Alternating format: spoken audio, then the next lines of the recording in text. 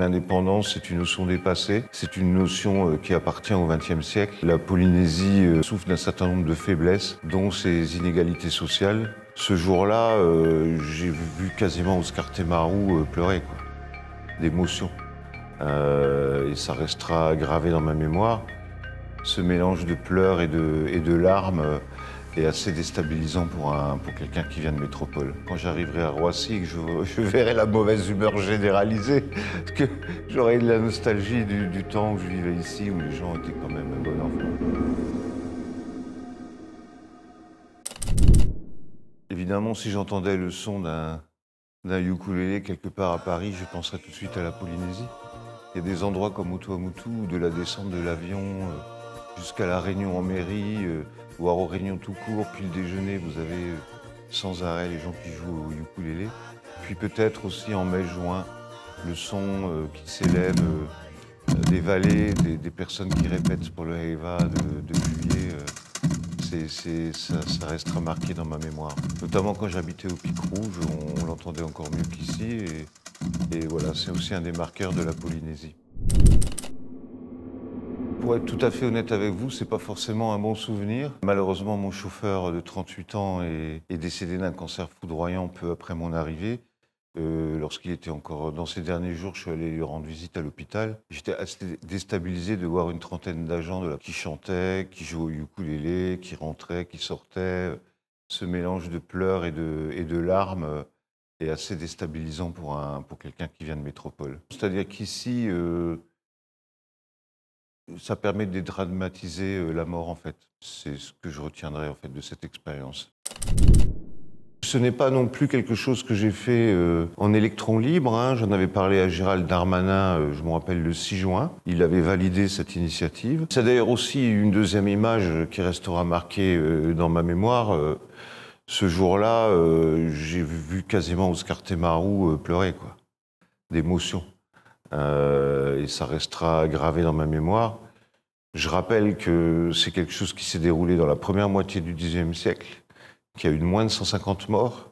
On est quand même loin des 600 000 morts de Verdun, qui a eu quelques aussi soldats français tués dans l'affaire. Et je trouvais quand même que 180 ans après, on pouvait quand même faire le geste d'aller déposer une gerbe. Et ce d'autant plus que Moïse Brotherson avait accepté le matin même d'aller à la fête de l'autonomie. Je regrette pas. Les Polynésiens, ils ont besoin de sentir que c'est... Puis il y a aussi, comment dirais-je, une atmosphère d'apaisement, que l'État a toujours une main tendue, et bien au contraire, depuis 2 ans, les aides n'ont pas reflué, loin de là. Je rappellerai aussi que je fais partie de ceux qui ont insisté en 2023 pour que la France siège et ne quitte pas son siège au comité de décolonisation. Mais c'était la moindre des choses, selon moi, de ne pas quitter la table. Quand on prononce le nom Polynésie française, c'est la moindre des politesses. Non, je pense que l'indépendance, c'est une notion dépassée. C'est une notion qui appartient au XXe siècle, au mouvement de décolonisation après la Deuxième Guerre mondiale. Personne, même parmi le camp indépendantiste, ne souhaite une nouvelle monnaie, une nouvelle armée, une nouvelle police ou gendarmerie, recruter des magistrats. Donc voilà, le débat, c'est un peu entre le choix de ces interdépendances ou non. On vit dans un monde maintenant tellement global que personne n'est indépendant. La France elle-même n'a plus sa propre monnaie, elle est en train de réfléchir à intégrer sa défense dans un cadre européen. Donc si un pays de 66 millions d'habitants doit déjà dépendre d'autres, un pays de 280 000 aurait encore beaucoup plus de difficultés. Comme je vous le dis, je ne pense pas que le débat, le clivage indépendantiste, autonomiste soit le clivage le plus pertinent dans le débat public. Je pense que c'est un débat plutôt sur la répartition des richesses, le développement économique et la cherté de la vie, sur lequel devraient s'affronter nos leaders politiques. La Polynésie est un magnifique pays, mais il souffre d'un certain nombre de faiblesses, dont ses inégalités sociales. Ça devrait faire, à mon avis, partie des sujets avec la santé, la cherté de la vie, le logement, des sujets débattus et qui devraient offrir un clivage pour le vote des Polynésiens. Je connaissais déjà personnellement Oscar Temaru, Moïtei Brotherson et Tony Géros. Tony Géros était vice-président du gouvernement quand je suis venu la première fois, et Moïtei, c'est même être exact, était son directeur de cabinet. Donc le lien s'est fait naturellement, nous nous entendions bien à l'époque, on se respecte, on n'a pas toujours les mêmes idées, mais sur l'essentiel, et l'essentiel pour moi, je vous le répète, c'est pas de savoir si ça va devenir, si on est indépendantiste ou autonomiste, mais l'essentiel, c'est plutôt des valeurs de la vie qu'on partage. Sur l'essentiel, on est d'accord. Pour réduire déjà les prix, la cherté de la vie, il faudrait redonner ou donner à l'autorité de la concurrence des moyens qu'elle n'a pas aujourd'hui et lui donner le pouvoir de limiter les monopoles, voire de dissoudre un certain nombre de groupes. La concurrence aidant, les prix baisseraient, et puis on a un système fiscal qui est uniquement fondé sur les impôts indirects, la TVA, les droits de douane. On sait que ce sont des impôts injustes, ils ne sont pas progressifs. Ça mérite aussi un véritable débat. Je n'ai pas de solution, mais il me semble quand même que ça mérite un vrai débat. Cette richesse, elle est essentiellement fondée sur le tourisme, et qu'avec le président Brotherson, on a essayé de créer 2 autres locomotives pour tirer l'économie polynésienne. L'une, c'est un coup de chance, c'est l'arrivée de Google, donc c'est le numérique et le fait que la Polynésie devienne un hub. Et la troisième, ça a été plus volontariste, c'est donc tout ce qui tourne autour de l'économie bleue, la lutte contre le blanchiment des coraux, les énergies renouvelables, évidemment la pêche et la permaculture qui existaient déjà. Et c'est la raison pour laquelle on a particulièrement mobilisé les gens pour être à Nice. On était 109, on était une délégation, et la Polynésie a fait une très forte impression lors du sommet des océans avec ses propositions. Si la Polynésie arrive à développer les 2 autres piliers dont je vous parle, elle pourra peut-être réduire sa dépendance aux aides de l'État. Force est de constater que depuis que je suis arrivé, cette dépendance, elle a plutôt augmenté. Les aides de l'État s'élevaient à peu près à 190 milliards de francs pacifiques en 2022. Maintenant, on est à 224 milliards, une augmentation de 5% par an. Mais je veux dire, c'est pas grave. Moi, je sais pas. La Polynésie française appartient à la République française.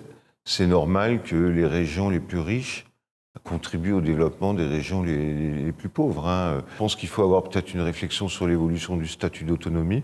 Ce statut, qui a beaucoup d'avantages, a aussi des inconvénients. Il prive notamment la Polynésie française de beaucoup d'argent issu des fonds européens. Pour vous donner un exemple, sur 5 ans, la Guyane, c'est 240 milliards de francs pacifiques versés par l'Europe. Chez nous, c'est 500 millions de francs pacifiques. Donc, et ça nous prive aussi de tous les fonds des grandes agences françaises. Je pense que déjà les Français devraient plus prendre conscience de l'avantage qu'ils ont d'avoir des outre-mer en général et la Polynésie en particulier.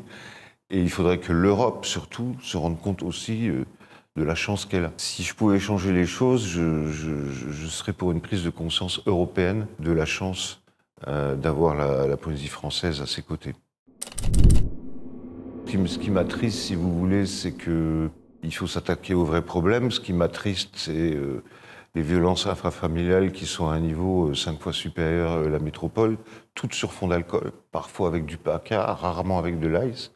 Ce qui m'attriste, c'est encore les 2 jeunes qui se sont tués à 2 roues il y a quelques jours. Donc, c'est tous ces accidents de 2 roues, ces accidents mortels sur fond d'alcool.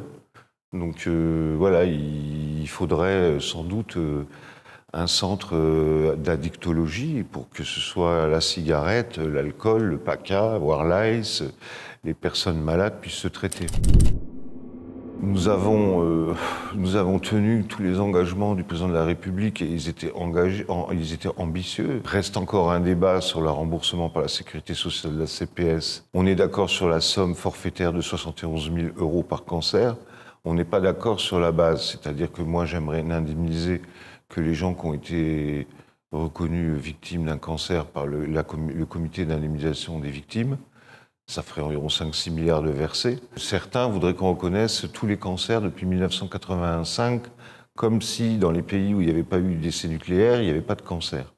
Et ça coûterait 110-115 milliards. Donc il faut quand même qu'on arrive à être d'accord sur le chiffre. Mais pour le reste, je crois qu'on peut vraiment être fier de ce qu'on a fait au cours de ces dernières années. Enfin, ce que j'ai réussi, ce sera aux téléspectateurs de juger, mais Au moins le fait que depuis 3 ans, on a un climat apaisé, des échanges constructifs, qu'il n'y a pas eu de tension, il n'y a jamais eu de trouble à l'ordre public. Donc voilà, ça c'est ce que j'ai fait. Après, il y a des dossiers qui ont avancé. On a été le premier outre-mer à signer un contrat de développement et de transformation. Je ne vais pas vous faire la liste à l'après-vert, mais l'essentiel, c'est de se sentir bien et de se dire qu'on a fait le maximum. En fait, avant, il y avait un défilé militaire. Et puis, il y avait des gens qui avaient leur carton pour le défilé militaire et qui avaient leur carton pour la réception, pour le cocktail au Haut-Commissariat. En 2023, c'est le schéma qui a prévalu. À compter de 2024 et pour 2025, j'ai supprimé le cocktail et j'ai ouvert le défilé à l'ensemble de la population, avenue Pouvana à Opa, et je l'ai complété par un défilé civil avec notamment les troupes du EIVA, voire les Miss ou les surfeurs cette année. Et le pot réservé entre guillemets à une élite a été transformé en un pot pour l'ensemble de la population. C'est ma conception de la République, quoi. Il n'y a pas une élite et le reste, tout le monde fait la fête ensemble, quoi. Ça, c'est une question extrêmement difficile, je dirais même intime, parce qu'en fait, mon père, malheureusement, nous a quittés début juin, et j'ai rencontré lors de mes déplacements un Polynésien qui avait travaillé avec lui, qui était même capable de me ressortir une photo de l'entreprise, vous avez travaillé ensemble. Il avait à peu près le même âge, 87 ans, et évidemment, compte tenu des circonstances, rencontrer ce Polynésien, ça a été extrêmement marquant. Je vais lui écrire d'ailleurs, je vais lui laisser un mot, je vais lui dire que je lui souhaite, lui et sa famille, de passer d'aussi bons moments que moi en Polynésie française et de réussir pleinement au service de tous les Polynésiens. Merci beaucoup. Mais c'est moi qui vous remercie.